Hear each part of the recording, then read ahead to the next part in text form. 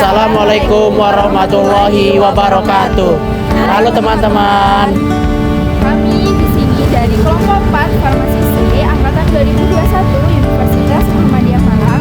Pada kesempatan kali ini kami akan membuat edukasi kepada masyarakat terkait bijak dalam penggunaan antibiotik. Sebelumnya perkenalkan anggota kami. Saya Ibu Fernanda Andriani dari angkatan 2021. Saya Salsa Isyal Fadila dari angkatan 2021. Saya Novita Sari dari angkatan 2021. Dengan saya Zaki Ananta dari angkatan 2021. Saya Nida Mutia Kansa dari angkatan 2021. Saya Anggun Nisa Putri dari angkatan 2021. Untuk lebih lanjut, simak video berikut. Halo teman-teman, selamat siang. Perkenalkan dengan aku Zaki. Kebetulan di sini aku lagi di kampus. Kebetulan juga di belakangku sudah ada dua kakak-kakak. Mungkin bisa kita tanyakan terkait dengan antibiotik ke kakak-kakaknya. Mungkin langsung saja.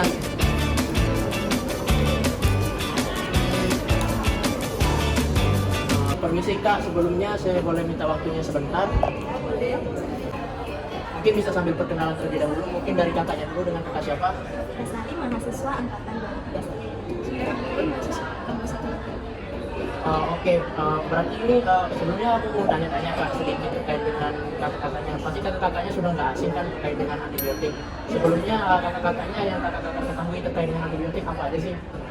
Biasanya kalau minum antibiotik tuh, ya kalau sakit saya sih datang ke dokter sih. Nanti sama dokter itu diresepin antibiotik, saya terus ke apotek. Kalau kakaknya?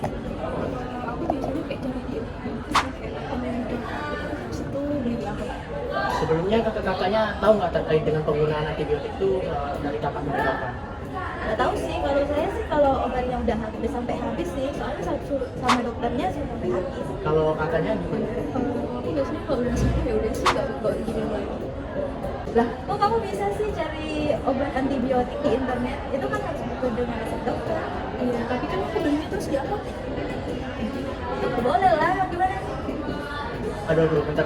Mungkin bisa kita tanyakan ke ahlinya setelah ini. Mungkin kakak-kakaknya bisa ikut saya buat tanyakan ke ahlinya. Untuk memastikan kebenarannya, mereka menanyakan kepada apoteker terkait penggunaan antibiotik yang benar. Selamat siang Mbak. Oh iya, selamat siang. Mas, siapa ya? Mohon maaf Mbak, sebelumnya saya izin untuk meminta waktunya sebentar. Apakah Mbaknya berkenan? Oh iya, boleh. Ya sebelumnya perkenalkan dengan saya Zaki. Saya selaku mahasiswa angkatan 2021. Baik Pak, sebelumnya saya izin minta waktunya. Saya ingin bertanya terkait dengan penggunaan serta penyimpanan antibiotik yang benar itu bagaimana nih Mbak? Oh iya, boleh Mas. Ada apoteker yang salah satu di sana? Permisi Mbak. Iya. Ya selamat siang Mbak. Sebelumnya mohon maaf mengganggu waktunya. Sebelumnya perkenalkan dengan saya Zaki. Saya selaku mahasiswa. Sebelumnya Mbak, mohon maaf apakah saya boleh minta waktunya sebentar? Baik Mbak, mungkin saya minta waktunya sebentar terkait dengan penjelasan penggunaan antibiotik dan penyimpanan antibiotik yang benar itu bagaimana, mungkin bisa sambil dijelaskan dengan apoteker juga. Nanti baru kalau gitu kan yang baru sih. Baik Mbak. Baik, sebelumnya Mas ataupun Mbak, antibiotik itu menurut Permenkes nomor 28 tahun 2021, antibiotik ini untuk menginfeksi bakteri. Obat ini untuk menginfeksi bakteri. Nah, antibiotik ini cara kerjanya yaitu menghambat bakteri atau membunuh bakteri secara langsung. Lalu antibiotik ini hanya dapat didapatkan dengan resep dokter dan kalian Mas ataupun Mbaknya ini dapat membeli di tempat yang sesuai yaitu di apotek. Dan tentunya harus dengan resep dokter ya. Lalu dalam penggunaan antibiotik ini kalian perlu mematuhi dosis dan petunjuk penggunaan yang sudah tertera di etiket. Misalkan obatnya ini di etiketnya tertera yaitu diminum 1 kali sehari, 3 kali sehari, sesudah ataupun sebelum makan. Selanjutnya akan dijelaskan oleh rekan saya yaitu Apoteker Salsa. Oke, baik Mas. Mbak, kalian pernah dengar apa itu resistensi antibiotik? Baru pertama kali sih dengarnya terkait dengan resistensi antibiotik itu bagaimana nih Mbak? Untuk Mbaknya apa sudah pernah mendengar? Baru pertama kali. Lebih baik akan saya jelaskan. Jadi resistensi antibiotik itu merupakan keadaan di mana antibiotik yang Mbak atau Mas gunakan itu sudah tidak mempan lagi. Misalkan saat ini Mbak atau Masnya ada sakit, diresepkan amoxicillin.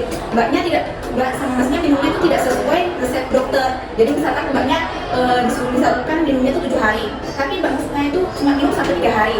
Nah, saat Masnya sakit lagi di kemudian hari dan minum antibiotik yang sama, antibiotik tersebut tidak akan mempan. Jadi bisa saja nanti antibiotiknya itu bisa diganti ke yang lebih mahal atau sulit cara penggunaannya. Jadi sebaiknya Mas sama Mbak saat menggunakan antibiotik harus patuh ya, supaya tidak kesulitan di kemudian harinya nanti. Biasanya ada yang ditanyakan? Untuk yang ditanyakan sudah ada sih Mbak, masih untuk penjelasannya terkait dengan penggunaan antibiotik. Jadi sama-sama semua bermanfaat. Jika masih belum sembuh setelah habis konsumsi antibiotik atau ada efek samping yang cukup mengganggu, segera konsultasikan ke dokter untuk ditangani lebih lanjut. Antibiotik umumnya disimpan pada suhu ruang 25-30 derajat Celcius, jauhkan dari jangkauan matahari atau bisa disimpan di kotak obat jika ada di rumah. Jika kalian mempunyai antibiotik yang sudah kadaluarsa, kalian bisa menyerahkan ke apotek terdekat untuk dimasukkan ke dalam Dropbox. Kalian juga dapat membuang antibiotik yang sudah kadaluarsa secara mandiri dengan cara siapkan kantong plastik, kemudian lepas etiket dari sediaan. Untuk kemasan tablet bisa langsung dimasukkan ke dalam plastik, dan untuk kemasan sirup bisa diencerkan dengan air terlebih dahulu sebelum dimasukkan ke dalam kantong plastik. Setelah itu dibuang di tempat sampah. Oke teman-teman, agar kalian lebih memahami tentang antibiotik, jangan lupakan kata B. Beli obat antibiotik dengan resep dokter. I. Ikuti penggunaan obat antibiotik. J. Jangan simpan antibiotik sembarangan. A. Awasi pembuangan obat antibiotik. A. Konsultasikan ke dokter bila kalian sakit lebih dari 3. Nah teman-teman, tadi sudah dijelaskan oleh apoteker Ika dan apoteker Safsa selaku ahlinya terkait dengan penyimpanan dan penggunaan antibiotik yang benar. Jadi jangan sampai salah lagi ya setelah menonton video ini. Terima kasih. Sekian penjelasan dari kelompok 4 tentang bijak dalam penggunaan antibiotik. Kelompok 4 undur diri. Wassalamualaikum warahmatullahi wabarakatuh. Terima kasih dan sampai jumpa.